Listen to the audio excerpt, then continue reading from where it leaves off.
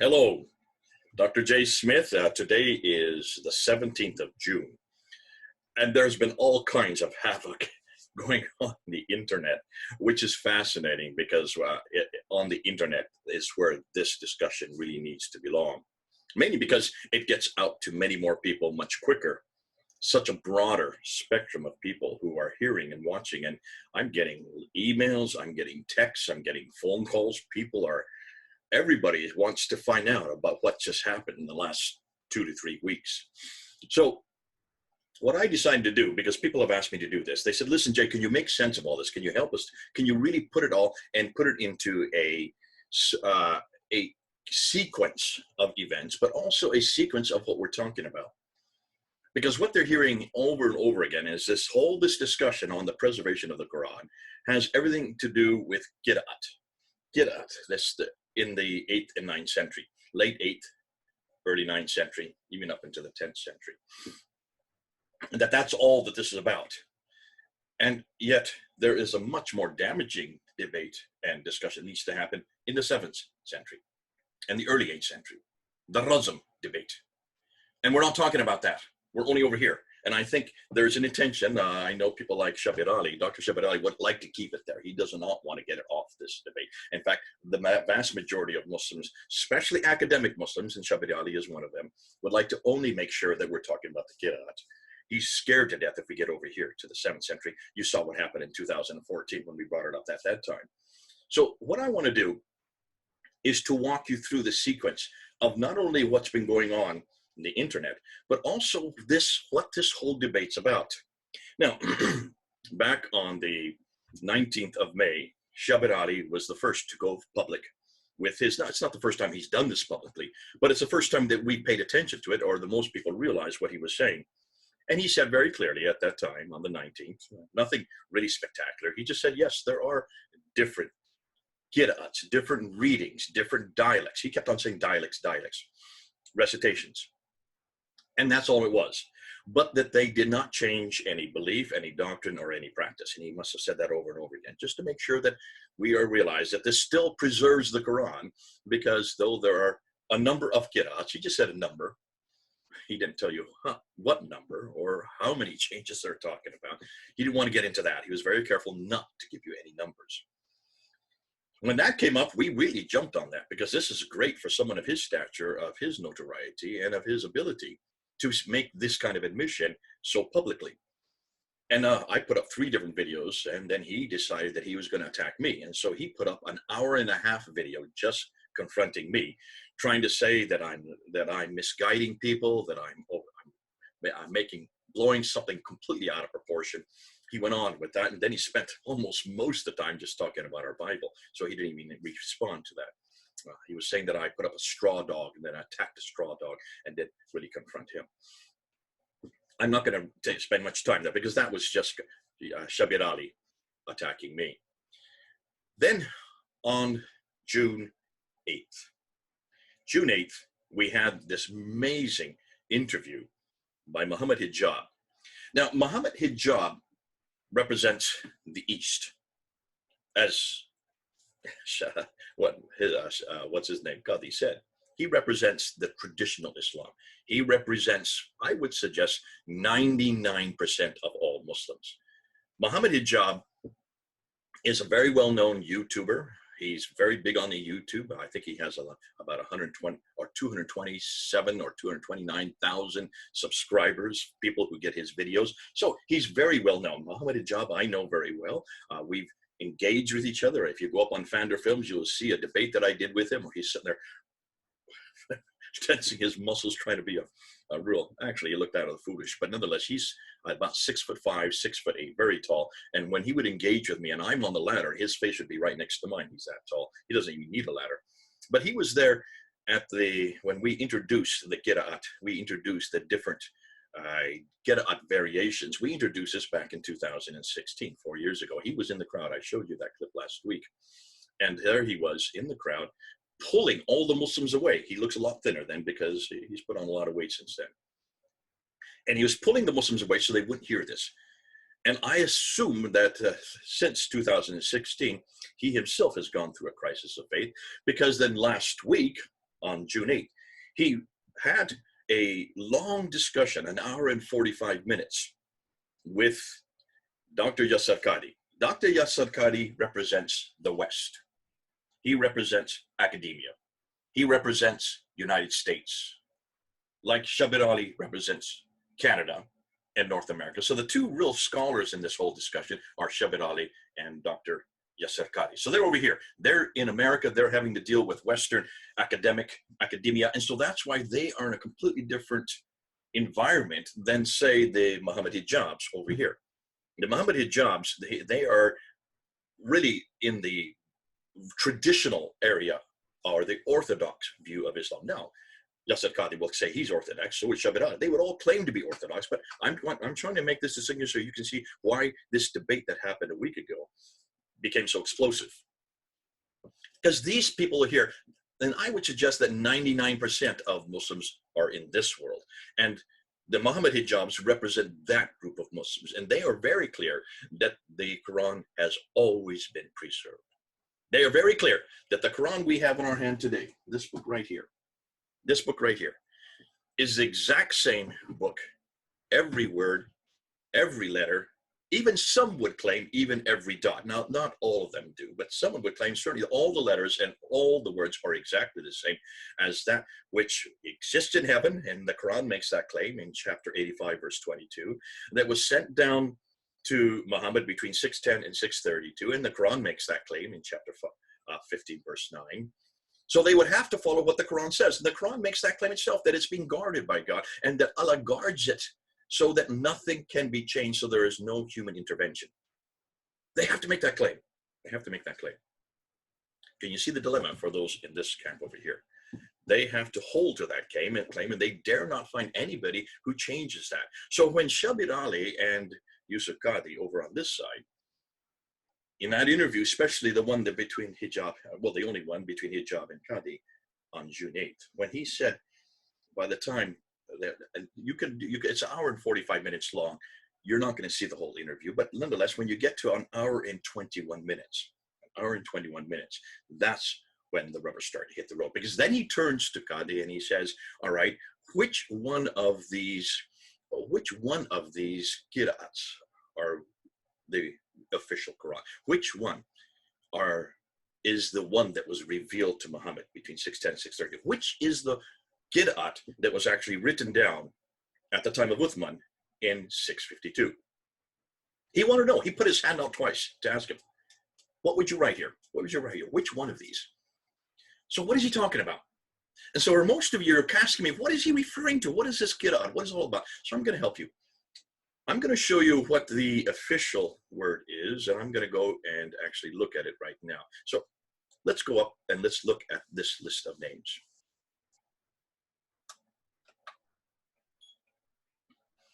Now, I want you to look at this list of names here, and I've got them on the screen. These are the readers and the transmitters versus Hafs. Hold on to that. We'll come to that. Look on the left side. And look down through 1, 2, 3, 4, 5, 6, 7. Nafi from Medina. Ibn Kathir from Mecca. Abu Amr ibn al-Ala. Ibn Amir from Damascus in Syria. Asim ibn al-Najud. Sorry, I'm terrible pronunciation. Forgive me for my pronunciation. And Hamza al-Zalyat, and then al-Qissa. Now, those are the 7 that are the official readers. Those are the ones that Ibn Mujahid in 936, look at the date, 936, claimed as the official ones that existed at the time of Muhammad, which is fascinating because he's saying this in 936. No one's saying this in the 7th century. No one's saying this in the century where Muhammad lived. No one's saying this in the century where Uthman canonized the text. This is all coming from 936. That's the 10th century. That is, we're talking about 300 years later. 300 years after the fact, you finally get a man named Ibn Mujahid who then canonizes those 7 right there. But hold on a minute, there's 3 more. 3 more have been added. Look at the list. Number 8, 9, and 10. Abu Ja'far and Yaqub al-Yamani and Khalaf from Medina, Basra, and Kufa. They were added at a later date. So now you have 10 of these readers. Hold on a minute. Take a look at those 10. Do you see Haf's name in those 10? The one that has been chosen today, the one that I have in my hand right here, this one, this is known as the Haf's text. Notice Haf's name is not on any of those 10. Look at the dates of those 10. Let's go back and see what the dates are. 785, 738, 770, 736, 745, 773, 804, 748, 821, 841. So all the way from 736 all the way to 844, that's a 100-year spread. 100-year spread, but they're all in the 8th and 9th century. Not one of them is in the 7th century. Not one of them is in the 600s. Not one of them is someone who actually knew Muhammad, who actually was living and putting together their readings in the 7th century. But more than that, not one of them is Hafs. So where does this Hafs come in? Now go to the other two columns on the right. According to tradition, this is what the Muslims will tell you, there are transmitters. These are people who then take what the readers said and have their own derivations, have their own their own ways of putting the dots above and below the lines. That's what we're talking about. We're talking about the dots. We're talking about the diacritical marks and also the vowels, the dhamma, the kasra, and the fatha. I don't know how many times I've said that this week, but you're getting it. I think you're all getting it now. But look at the names there. Qalun, Al-Bazi, Al-Duri, Hisham, Shuba, Khalaf, Al-Layth, Isa, Ibn Warad, Ruwais, Isaac. It goes on and on and on. There's 20 of them. 20 of them that are now known as official Qira'at compilers. Along the 10 that are before, these 20 come later. Some of them were students, but you can look at their dates. They're much too late to all be their students, because look at their 9th century and one is the 8th century. In fact, the second list on the far right, I've got now in blue, and I'm going to circle in black. There is Hafs. Hafs. Where is he from? He's from Kufa. He is not from Medina. He is not from Mecca. He is not from the central part, the Hijaz. He is actually hundreds of miles away and hundreds of years different. In fact, he is 244 years after the death of Muhammad. You finally get Hafs, who died in 796. Now, remember what I said last week. I said that that to know how the Quran was compiled, you need to go to Al-Bukhari. And you need to go to 2 pages in Al-Bukhari, volume number 6, hadith number 509 and hadith number 510. I'll put them up again. I've put the same ones up over and over again. And hadith number 509 deals with the first recension, the first copy of the Quran being written down. And that was during the time of Abu Bakr. So between 632 and 634, roughly 2 years after Muhammad died. He was not alive. So the Caliph, Abu Bakr, along with Umar, who were going to be the subsequent caliph, they asked Zayd ibn Thabit to write the Quran down, write it down, because so many had been killed at the Battle of Yamama. According to tradition, around 70 were killed at the Battle of Yamama. They were the ones that had memorized it, and they were concerned that if everybody who'd memorized it died, there would be no Quran. And so they had to quickly write it down, and that's why they asked Zayd ibn Thabit. So who is Zayd ibn Thabit? He was a secretary of Muhammad. And so he writes it down. That's the first copy. He gives it to the daughter of Umar, who had been one of the wives of Muhammad, and she kept it for roughly 20 years. Now we go to hadith number, volume 6, Al-Bukhari, volume 510. We now jump 20 years. I'm going to put it up there. You can see it. This is now at the time of Uthman, 652, 20 years later. Abu Bakr and Umar are dead. Uthman now is in power, and he's been told that there are lots of recitations that are not the same. From Shams. What is Shams? Where is Shams? Well, if you ask any Muslims today, they will tell you Shams is in Syria and Iraq, and that these people were reciting differently than the ones that Muhammad had recited. So what did Uthman say? He turns to Zayd ibn Thabit, and he says, recite it in the Qurayshi dialect. Qurayshi dialect means the dialect that existed there in Mecca, in Medina, the dialect that what Muhammad would have spoken. I'm not going to get into all that right now as to how you write a Qurayshi dialect in a script that did not have diacritical marks. That's a whole other problem. But I just want to pick up on that. Notice they're to write it in the Qureshi dialect, right? Which means it should be the dialect that comes either from Mecca or Medina. Am I correct? Help me here.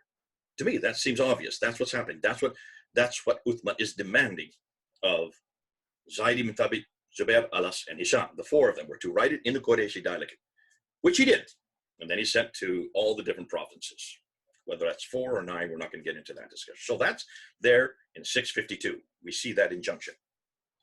However, it was difficult to know how to write it down, because people, when you look at the skeletal text, the Razm, there's no way to read it unless you have dots. You need to have the 1 dot above the line makes a na, 2 dots makes a ta, 3 dots makes a tha, 1 dot below makes a ba, 2 dots makes a ya.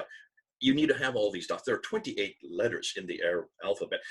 22 of them need dots. Only 6 of them don't need dots. So 22 of them need dots to understand what it means. So that's why suddenly the dots had to be created, and they were created in the mid-8th century. By the late 8th century, they were starting to write these dots down and having them included in their texts. And once you do that, it all depends on where you put the dots, because you can put the dots all over the place and get many different derivations. If you just have 3 of these little bowl shapes or smiley faces attached together, depending on where you put the dots, you can get up to as many as 30 different words. Now you can see why that this was a dilemma that needed to be rectified.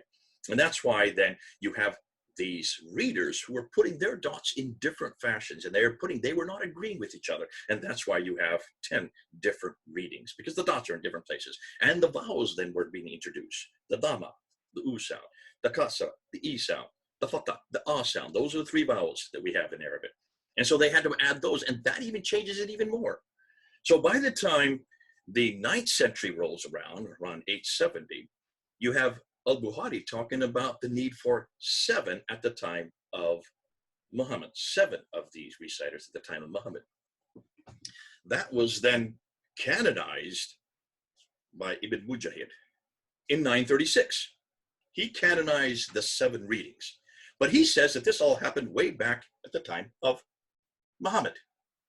He talks about this one fellow who heard it differently, and he grabs him by the scruff of the neck, brings him to Muhammad, and has him recite it. And Muhammad, and then he recites it. And there's 2 different recitings of the same text. And Muhammad said both are okay. There are 7, but that you don't get from the 7th century. That you get from the 9th and 10th century, from al-Bukhari. That story comes from al-Bukhari. That story comes from Ibn Mujahid, and he died in the 10th century. So can you see everything that the Muslims are claiming, all these 7 reciters that I just pointed you up on the screen, all the other 3 that were added after that, that's coming from much, much, much, much later. They're assuming this is what Muhammad said, but is there anything in the 7th century that says that these recitations were created or were given sanction by Muhammad? Is there anything that Muslims can show us today that this actually existed, that this actually took place in the 7th century? Nada, not a thing, nothing. We're all having to go to the 9th and 10th century to hear what they thought happened, and that's a redaction, and that's called redaction criticism, and that's why we're bringing it up. Nonetheless, let's come back. Okay, so you don't have any. So then you have 7, then you have 10, and now you have 20. Now we come to the 20th century. In the 20th century, it was obvious there in Cairo, in Egypt, that there were so many of these 30 different ways of reading the text, of reciting the text. Really, it's reading the text, because by this time, all the dots were in place, had been canonized, all the vowels are in place, and then you have the Dagar Aleph, which is introduced along the way. And so by this time, you have all these students who are coming to class there in Cairo, and they were having standardized tests on the Quran, and they were coming up with many different answers that didn't agree with each other. And this was a dilemma for the Department of Education there in Cairo, and so they had to find an answer. What are we going to do about it? So they go to Al-Azhar University, the most prestigious university in the Islamic world, even today, one of the oldest, if not the oldest. And they go to one man. His name is Muhammad al-Husayni al-Haddad. Muhammad al-Husayni al-Haddad. He's living in 1920s. And they ask him in 1924, could he choose one of these qira'at? Could he just choose one of them rather than these 30 that existed? Could he choose one? So he does. Now, If I were him, I would have gone back to al-Bukhari to find out where he should have gone. If I were him, I would have gone back to read what was actually being said there in al-Bukhari, volume 6, hadith number 510. Because if he just looked at his own traditions, the traditions are very clear that it must be a dialect from the Quraysh. It must be the Qurayshi dialect. Remember I just said this about 5 minutes ago? Isn't that very clear? Look at, you can read it. I'll just put it up here. Look at this. It must be from the Qurayshi dialect, which means it must be from Mecca, Medina. What did Muhammad al-Husayni al-Haddad do? He didn't choose Nafi. We should have chosen Nafi or Ibn Kathir, who died in 785, 738. Why did he choose those two? Because at least they were from Medina and Mecca.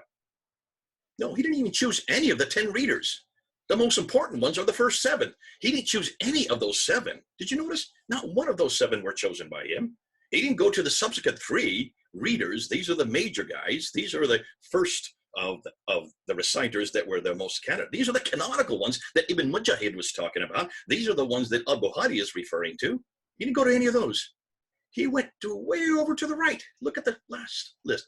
He went to a guy named Hafs, died in 796. He was nothing more than a transmitter. Not one of the major readers. He was only of a transmitter. And he did not come from Mecca or Medina. He came from Kufa, which is just south of Iraq. He came from Shams. Isn't this the whole thing why Uthman said, we're having all kinds of differences coming from Shams, therefore we need to get one standard text that comes from the Qurayshi dialect. Isn't that what he said in al-Bukhari? That's what I'm sitting there shaking my head. Are you listening to this, Muslims? So why in 1924 did Muhammad al-Husayni al-Haddad choose a guy named Hafs? And as we're finding here, there's lots of problems with Hafs. There's much more than I'm bringing out now. I'm just encapsulating because I want to talk about this problem. Why does he choose a dialect that's not even the Qurayshi dialect, someone who comes from hundreds of miles away and died in 796?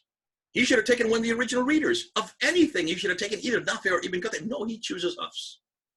But now that they have Hafs, they took all the others, the other 29, or we now have 37 of them actually, but now 289 of them, and they dumped them into the Nile. That was in 1924. By 1936, you've heard me say this before, they had made some little changes here and there with the Hafs. Even then, there are some changes there between the Hafs. By 1936, then, they decided that this was so successful by having just one derivation, just one combination of these qira'at, that they decided to make it, that Hafs, the standard for all of Egypt. That was so successful that by 1985, King Fahd, there in Saudi Arabia, where supposedly Muhammad was born and grew up. That's a whole nother question. But anyways, 1985, he decides and looks and sees what's happening in Egypt and sees how successful that model is with Egypt. He says, we're going to make this guy, Hafs, from Kufa, who died in 796. Not from my own country. He's not even from his own country. I don't know why Fahd didn't think that through, but maybe his scholars didn't let him know that little tidbit. We're going to let this guy be the official text for all the world. For all the world. So that this is now the Hafs text. 35 years ago, it became the official text. A guy who's not even from Mecca, from Medina, not even from Arabia, now Saudi Arabia, from way over in Iraq. I love that. This is exciting. So that's why Muhammad Hijab came up to Al-Qadi. Muhammad Hijab over here in the eastern part of Islam, that is the 99%. And he's asking Al-Qadi, you're the scholar, you're the academic, which of these 30 should we really be going to? Should we be going to Hafs? Should we really be going to Ra or Ibn Jumaz? Or why don't we go to Nafi and Ibn Kathir? Those are the bigger ones. Those are the ones that he just wanted to say, which one are you going to write here? Which is the one that Uthman asked? And I would have, if I was Ibn Qadi, if I was just al-Qadi, I would have said, well, at least go back to the Meccan and the Medinan one. At least choose that one. After 25 minutes, he still couldn't respond. Oh, yes, he did respond. Hold on a minute. He did respond. What was his response? They're all okay. Every one of them is the Quran. All 30 of them are the Qurans. All 30 of them? Have you looked and seen how many differences there are? Hatun Tash, Who's Hatun Tash? She has no degree. She is nothing more than a Turkish girl who was part of our team. She works with me. I work with her. I just did a live stream with her this week. Hatun Tash was on the ladder with me for 3 years. We were on the ladder together at Speaker's Corner. She and I were the ones that introduced this way back in 2016. Hatun Tash, God bless her. She has and her team have now gone around and they've looked at just 23 of these 37 that she now has, these 37 different qira'at, these different derivations that are from the 8th and 9th century, late 8th, early 9th century. And just with looking at 23 of them, she's already found 93,000 differences. 93,000 differences. And that's going to continue to grow and grow and grow. But that's the qira'at differences. That's the ahruf, the dialectical differences that are all compared with Hafs. She does all these, comparing them with Hafs. Hafs, why? Because he is the one that's been chosen by King Fahd. That is the official one now as of 1985. So that discussion was going on, and it was causing a huge havoc last week on the internet. Then we come to Friday of last week. Friday of last week, so we're talking about the 12th of June. My good friend Adnan Rashid gets interviewed. God bless him. Adnan, if you're watching, I'm so glad that we're good friends, because what you did on Friday really helped me out. Because see, everybody seems to want to just keep on these qira'at. They just want to talk about the qira'at. They just want to keep on these 8th and 9th and 10th century. I don't really care that much about them, because I realize that as long as the Muslims keep us focused on the qira'at and the ahruf, they are not going to talk about the real elephant in the room. Well, Adnan Rashid gave us a real favor. He did us a real favor, because he was asked this question: what would you have done in Qadi's place? If you were sitting there as Yasir Qadi, what would you have said to Hijab's question? And Adnan Rashid said, I would have showed him the Birmingham Folio. I would have shown him the Husseini manuscript. Thank you, Adnan Rashid. You have finally brought it back. And actually, Adnan Rashid is correct. He should have, and Al-Qadi should have gone back to the Birmingham Folio. He should have gone back to the Husseini manuscript. Because that really is where the battle should be fighting right now. And the Al-Qadis and the Shabir Alis need to fight that battle. What are we talking about? So if you take a look at the Husseini manuscript now, Adnan Rashid was making all kinds of claims, but he spent the first 5 to 10 minutes calling me and many others like me liars, liars. He said it 15 times. You're liars, they're liars, they're liars. They don't know what they're talking about. They're liars. He yelled it. It was fascinating. I counted 15 that he called us liars. But he didn't say what we had lied about. He didn't tell us what we had lied. All we were doing was daring to ask this question about the qira'at. And he says what he should have done is gone back to the manuscripts, the earliest manuscripts. Yes, exactly. You need to go back to the earliest manuscripts. This is what I showed Shabir Ali back in 2014. 6 years ago, I showed him this, and he was not able to answer that question in that debate. Still hasn't been able to answer that question. Because when you go back to those manuscripts, there are no qira'at. There is no qira'at or ahruf in those manuscripts. There are none because there are no dots. Oh, some dots have been added later on.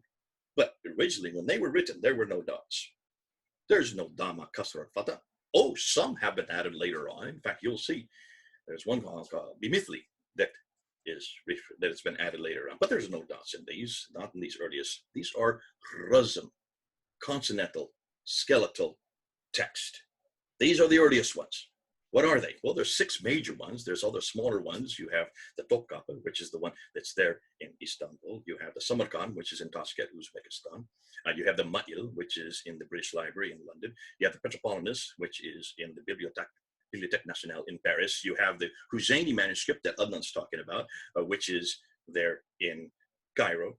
And then the most exciting one is the Sanaa manuscript, the one that Al-Fadi is doing his doctoral thesis on. That's the most exciting because it's the oldest. It's the oldest, but not. When we say manuscript, we're not talking about a complete Quran. None of them are complete. None of them are complete. And none of them are from the 7th century. Not one of them is from the 7th century. Not one of them is from the time of Uthman. Not one of them is from the time of Uthman. That was well known. We've known that since 2007 when Tayyar Altıkılıç and Dr. Dr. Ekmel Nisanlu made that pronouncement in 2007, these two Turkish scholars who were the first ones to actually investigate and do forensic testing on them for 5 years, from 2002 to 2007. So they made it very clear that none of these major manuscripts, the 6 ones, are from the time of Uthman. None of them. None of them from the mid-7th century. And that they all start to appear in the late 7th century after Abd al-Malik, most likely, but they go up until, all the way up until, according to the Husseini, according to Francois de Roche, he puts the Husseini one in the 9th century. And there are many scholars that would probably agree with him. Altokulich puts it in the 8th century. Nonetheless, these are the earliest, and that's why they don't have any dots on them.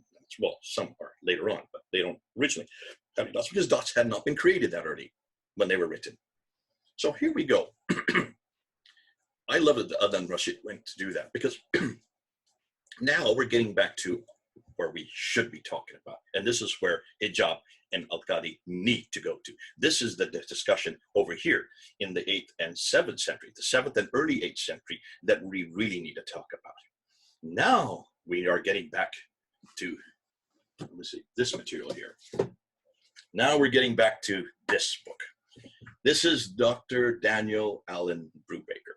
If you don't have this book, buy it. You can get it on Amazon.com or Amazon.co.uk. This is the book, the only one of its kind, the first of its kind. It's only been out a year now. We introduced it at Speaker's Corner, Hatun and I, on the ladder, on the day it was published. In fact, 2 hours after it was published, we went up on Speaker's Corner there on the ladder and introduced it on May 26th, 2019. So it's been out a little over a year. What's great about this is this is the first one that has actually gone and looked at them. Now I'm going to go through and show you what Dan Brubaker is saying, because this is the material that you need to listen to. This is the material that is the most damaging. This is the material Yasser Qadi and Muhammad Hijab have not looked at and dare not look at. This is the one that Adnan wants us to go to. Isn't that interesting? He wants us to go to this material. I love it. And so that's why we need to go to it. So let's just look and see what Daniel Brubaker has found. Come with me. Let's look at the screen. And let's take a look at this material. Now, I'm going to put up here, I'm just going to put up some slides. Here is one that's fascinating, because here is from Dad's book. I'm not going to put all of them. It'll take me too much time. Here is a reference to, this is the Topkapi. This is the one that's in Istanbul. And he's looking at a page from Surah 9, Ayah 72. Now, if you look over where the green arrow is, you can see a hua that has been added there. In the 1924 edition, that's the Hafs text. It says, and Allah's good pleasure is greater, that is the great triumph. The new word hua, that is, has been added to the text. Can you see it's in a different nib? It's squished in there between the two larger words. And you can see it doesn't belong there from the beginning. It's been added at a later date. Now, it doesn't change the meaning very much. It now conforms to the current Hafs text, the one that we're talking about. Because of hua, it uses a different hand nib and style. This suggests post-production at a much later date. So you can see there is a change of the text. They didn't need to put it in there. So why did they put it in there? To correspond with the current Hafs text that is now being standardized all over the world. Now let's go to the next one. Here we go to Surah 42, Ayah 2. Here you have an eraser in the Petropolimus. This is the one that's there in France, in the Bibliothèque Nationale in Paris. Surah 42, number 2. Now, here you have lahum, for them, has been added in the verse. The original used to be lam he, to him, lahu. Now, instead of for him, it now is for them. So it's been made from third masculine singular to third plural, them. Or do they have associates who enacted for them? You can see it's been erased. You can even see it indistinctly. You can see the lahu in the background, and lahum in a completely different ink has been added at a later date. Why did they need to do that? Why did they go from enacted for him to enacted for them? Well, because that now corresponds with the Hafs text. Now I'll take you a look at this one here. Here you have 1, 2, 3, 4, 5, 6, 7, 8 different circles around the word Allah, the name for God. 9 different instances from a total of 12 which Dan discovered. mostly in the Fustat Umayyad Codex, that's the one in Egypt. Why would scribes forget the word for their God? And do you even need the word for their God in those places? All of the ones in green, you don't need it. Only the one in yellow, do you really need it? You need it to give you give context. The other 8, it's well known that this is referring to God. So there's no reason to add them. You can see they've been added above the line. They've been added at a later date. They've been added in a different name, a nib. And can you see by doing that, the reason they have done that in those 8 instances is so that it corresponds with the Hafs text, the 1924 text. Now we get to another problem, that is called erasers. Here's chapter 30, verse 9. This is from the National Library of Russia in St. Petersburg. Here's a folio 30V, and it's on just one ayah. And they've erased between Akibatu, the fate, and Aladina of those. They've erased something. What did they erase? We don't know. You can't tell. But now that they have erased it, it now agrees with the 1924 Hafs text. The size of the eraser suggests it was about 4 to 6 letters. Maybe it could have been Kulumin, or it could have been Katiran Min. That's what Daniel's thinking. Or it could have been Al-Yahud, the Jews, or Al-Nas, the people. We don't know, because we don't have anything to go on except the eraser. But it's obvious that what was there before is not there now. It's obvious that what was there before disagreed with the Hafs text, and that's why they had to add it now. Look at this 5th example. Here's a 5th example. Now, this is actually the cover of his book. And you can see it's from Surah 6, Ayah 91. It's in the Museum of Islamic Art in Doha. The word Ilahi against him has been written over. This is number 1. Look at number 1 up on the right there. And an eraser in Surah 693 following the words Bima kuntum takulun, for what you used to say. Yet Ilahi is not in the 1924 Hafs text. It's not in the text that we have today. Now, outside of the margin, you have Allah, Allah, about Allah, has been written in the margin, but oddly enough, without erasing the Ilahi that it is intended to supplant. That should be there, because that is in the Hafs text. They put it on the margin without actually changing it around, so they kept the error so you can see it. That's lovely. Now look at number 3, and the word Aladina, whom, has been inserted where it was at first omitted. So it's been brought in because they realized, it doesn't fit the Hafs text. Now it does. Coming down to number 4, near the bottom of the page, you can see the word Ya'lamun, they know, has been written over an eraser. If you look carefully, you can see the shadow of the original text. You can still see it. And possibly, according to what Dan thinks, it's a BHMWN. Now, what's fascinating is all of these corrections outside of the one at the top, which they should have not kept out in the margin, they should put it into the text itself, all now agree with the 1924 Hafs text. I don't want to give you too many more. I want to just end with one more, because this is the one that is one of my favorites, and this is the one I love, because it is the Husseini text that Adnan brought up last Friday. Adnan said this is the best text. This is 99% of the Quran, and it was written before 790. You can go up on Islamic Awareness website. You'll see it's part of their list of 63 fragments that they have to amalgamate to get all over the place to find a Quran that's from that's 96% of the Quran by 790. So this is part of it. Boy, did he lie on that. Look up on Islamic Awareness website. It is not there. If it was there, it would be 99% of the Quran. They don't need the other 63. They could have just gone with that, because that's even more than what they're claiming. Nonetheless, what he did realize also is that the Husseini text manuscript has an enormous number of coverings, lots of coverings. Here's one, and I just want to give you this example. This is from the Musaf al-Sharif, their Husseini text there in Egypt. Surah 2, Ayah 191 to 193.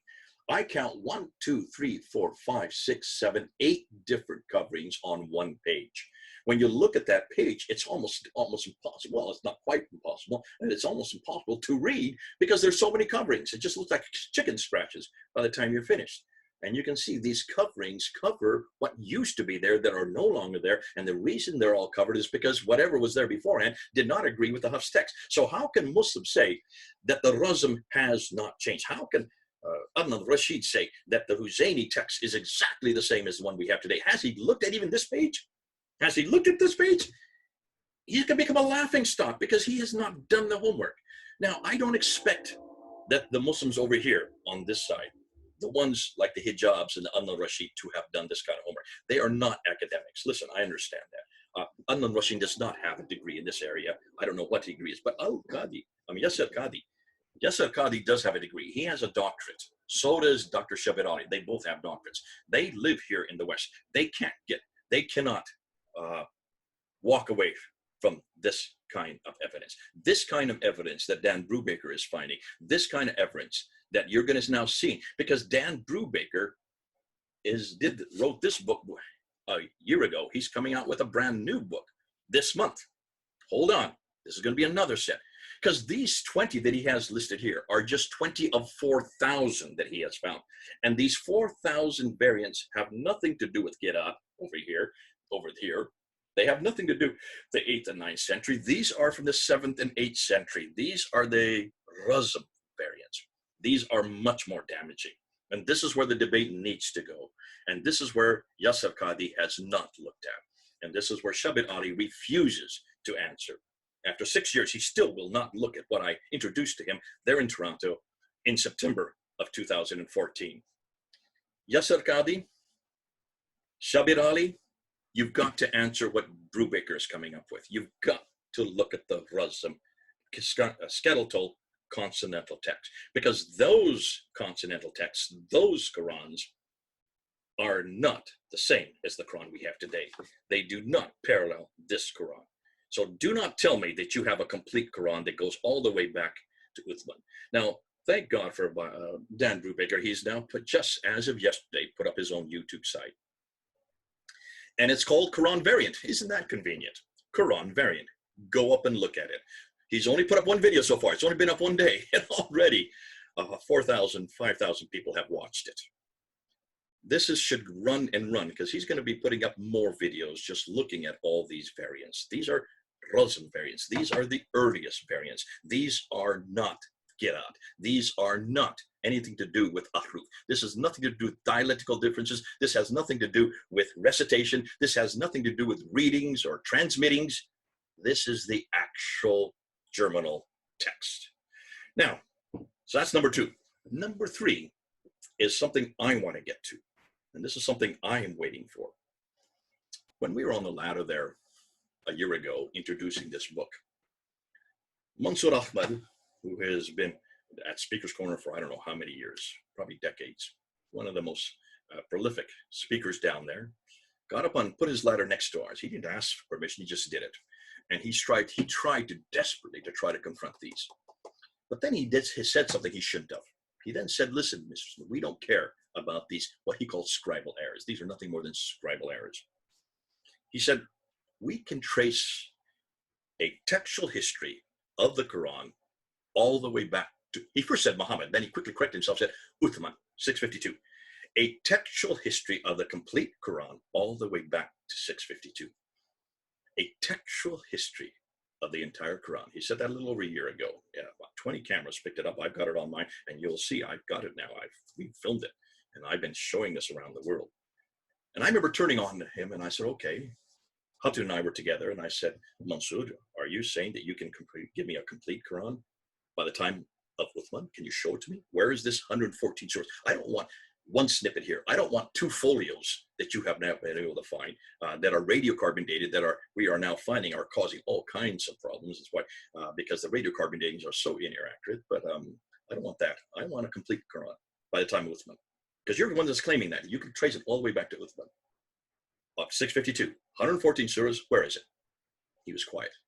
So I said, well, what about the 7th century? I'll give you 699. Can you show me anything that goes up to 699? He was quiet again. Then he turned on me and said, you're not listening to what I said. I said, okay, what did you say? Repeat what you said. We can find 97% of the Quran, he said, by the 1st century Hijrah. That means AH, which means from 622 up to 719. I gave him 721. I gave him 2 extra years. So from 622 up to 719, that they can find 97%.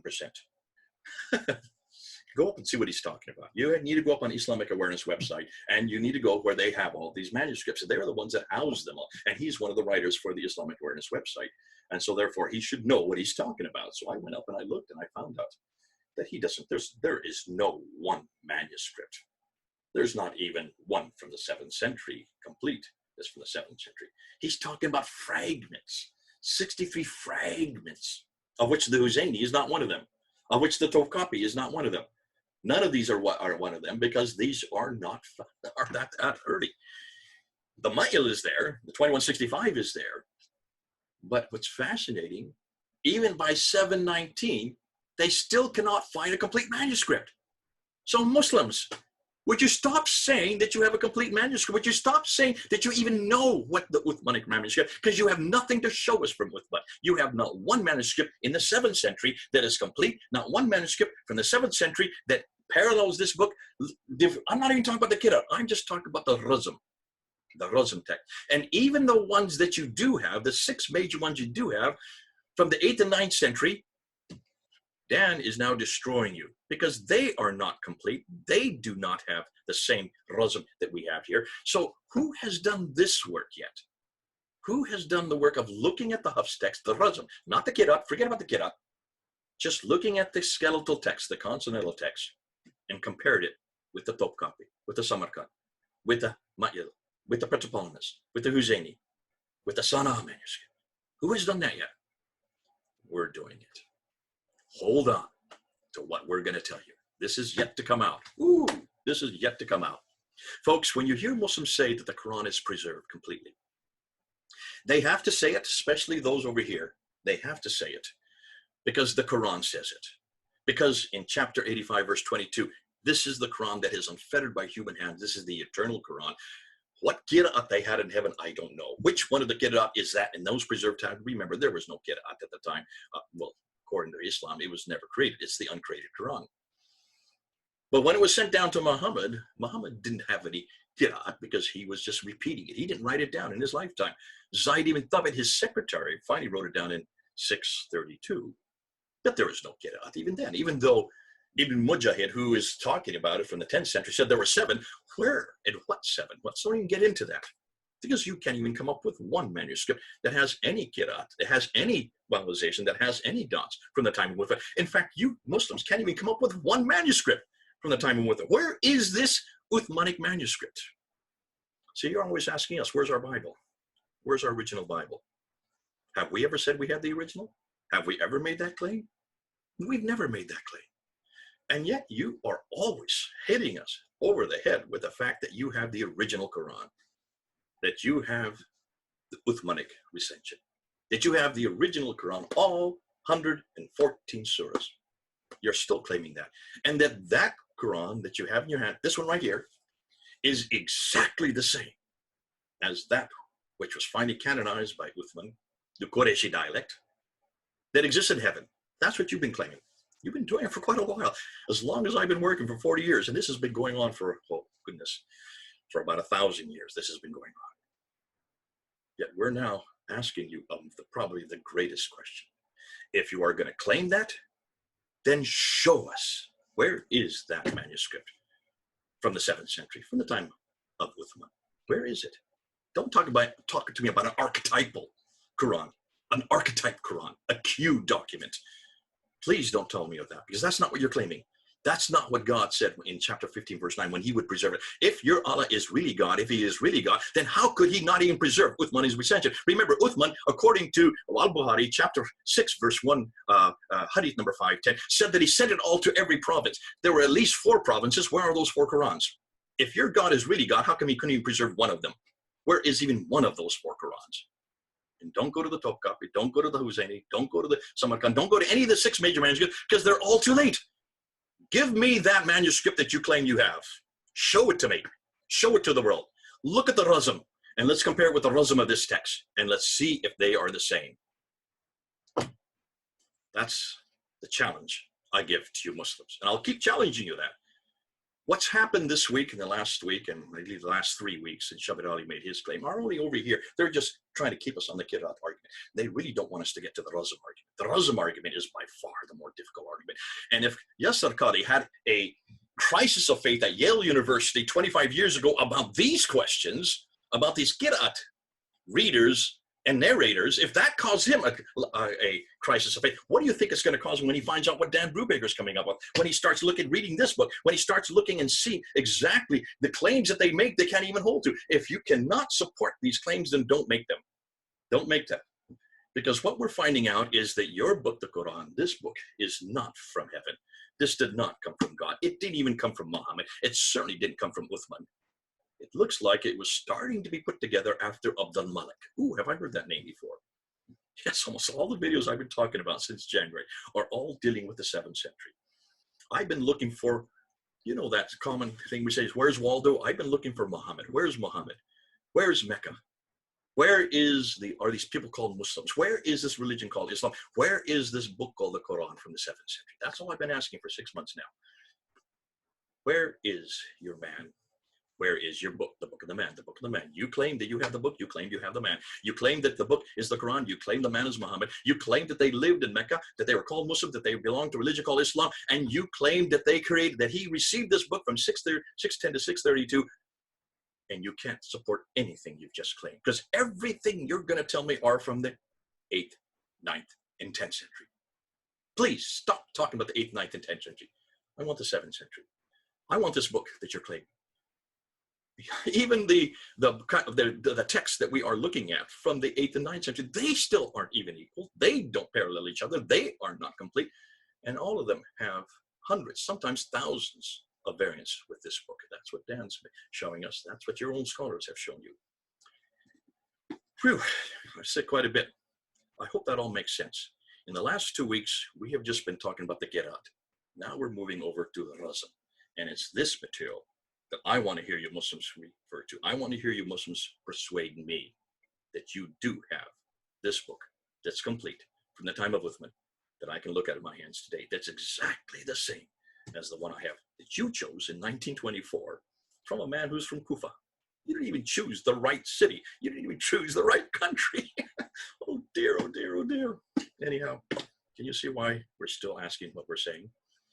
We're going to continue asking. Please stop calling us Islamophobes and Islamic haters. We're not Islamophobes. We're not Islamic haters. We're asking a perfectly good question, because the same question was asked of our Bible. Where do you think all these different criticisms come from? The same question was asked of our Bible back in the 1800s. Did we call anybody Christianophobes for asking those questions? Did we threaten people, call them haters for asking those questions? No, we encourage them to ask questions of the Bible. First of all, we don't make the same claims. We never made the claims that you Muslims have made about your Quran. This is not eternal. Well, it's written by men. We know whose names they are. We put the names on them. Sent down? No, it was not sent down. Revealed, yes, and inspired by God, but each one of those men wrote in their own styles. And yes, we do have 4 Gospels, not 30 like you have. We have 4, and they all agree. Oh, they say it different ways, but they all agree about what Jesus said and what he did. Has it been changed? Yes, we would admit there are changes. We know where they are, and that's because we've done our homework. We even warned the reader, be careful of these verses. There's about 40 of them, just 40 of them that we're talking about. Be careful of them because they're not in the original, or should say the earliest Greek manuscripts. That's all we're saying. See, we don't make these same claims you make. Eternal, sent down, complete, and unchanged. We don't make that about this book. We never made that about this book. Now, no longer can you make that about this book. After what's happened the last 3 weeks, you cannot say that it was eternal. You cannot say that it was sent down. You cannot say that it was complete. And you cannot say it's unchanged. All of those have been destroyed in the last 3 weeks. But see, that's all you have to go on. But hold on a minute, I want to come back to this again. This is not the only word of God we have. And I said this 6 years ago, so this is not new for some of you. And remember what I said to Shabbat Ali. I said, this is not the only word of God we have. We have another word of God. He's called the Logos in John 1. His name is Jesus Christ, the Word of God. Is he eternal? Yes, he is. Was he sent down? Yes, he was. Is he complete? Absolutely. Has he ever changed? Not at all. And he's still waiting for every one of you to come to him. That's the Word of God, the eternal Word of God, the sent down Word of God, the complete Word of God, the unchanged Word of God. He never changes. And he's always asking for you to come on home, come on home, come on home to him. God bless you. I hope you get it now. I hope it all makes sense. Can you then understand why we are asking these questions and why this whole world is going topsy-turvy in the last 3 weeks? Finally, Muslim scholars over here in the Western world are finally admitting that they cannot stipulate, they cannot even answer, what about the preservation of the Quran? We don't have to answer that about our Bible, but we certainly do about Jesus Christ. If you really want the Word of God that is complete, unchanged, and eternal, come on home to Jesus Christ. God bless you. This is Jay, over and out.